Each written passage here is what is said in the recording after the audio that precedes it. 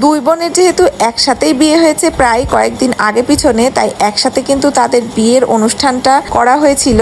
আর তাদের মধ্যে যার পরে বিয়ে হয়েছে মানে বড় বোনের, তার কিন্তু আজকে বৌভাত ছিল। আর এই বৌভাতেই আমরা চলে এসেছি বাড়ির সবাই মিলে। হ্যালো ভিউয়ার্স, আসসালামু আলাইকুম। তো আমরা কিন্তু আগে পিছনে করে এসেছি, মানে আমরা কিছু সংখ্যক আগে চলে এসেছি আর কিছু সংখ্যক লোক পরে এসেছি। এই জন্য আমরা যারা আগে এসেছি তারা কিন্তু খেতে বসে গিয়েছি, আর যারা পরে এসেছে তারা কিন্তু পাশে ওয়েট করছিল।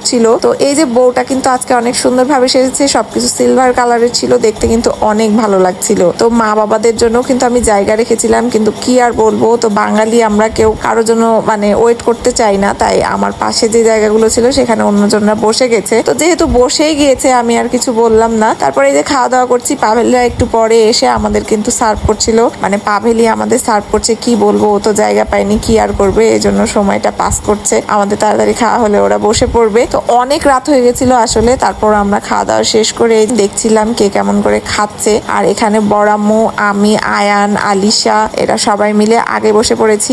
আর মা, সেজা, স্নেহা, বাবা, পাপন, পাভেল এরা একটু পরে এসেছিল, ওরা পরে বসেছে। আর খাবারগুলো কিন্তু মোটামুটি ভালোই ছিল। অনুষ্ঠানটা হচ্ছিল পদ্মা কনভেনশন হলে, তো এটা ছিল সাগরপাড়ায়। আর এখানে যে আমরা যে যার মতো মজা করছিলাম। দুই বোনের একসাথে অনুষ্ঠান হলেও কিন্তু মেন প্রোগ্রামটা ছিল বড় বোনের বিয়ে উপলক্ষে। তো তারই আজকে বৌভাত হচ্ছে। ছোট বোন এসে আবার চলে গিয়েছে, ওরা খাওয়া দাওয়া করে ওর হাজবেন্ডের নিয়ে। ওর অনুষ্ঠান সেরকম করে আসলে হয়নি বলতে ওর শ্বশুরবাড়ি থেকে বৌভাতের প্রোগ্রাম করেনি, এই জন্য ওর প্রোগ্রামটা হয়নি। তো ও মন খারাপ করেই চলে গিয়েছে। আমি এসে শুনলাম যে ওর নাকি অনেক মন খারাপ হয়েছে, যে খুব সুন্দর করে বড় বোন সেজেছে আর ওর বৌভাতটা হলো না। তো কি আর করা যাবে, যার কপালে যেটা লেখা ছিল সেটাই হবে। আর এদিকে পাভেলরা কিন্তু খেতে বসে গিয়েছে। আর এই ছিল আজকের ভিডিও। সবাই ভালো থাকবেন, সুস্থ থাকবেন। আল্লাহ হাফেজ, আসসালামু আলাইকুম।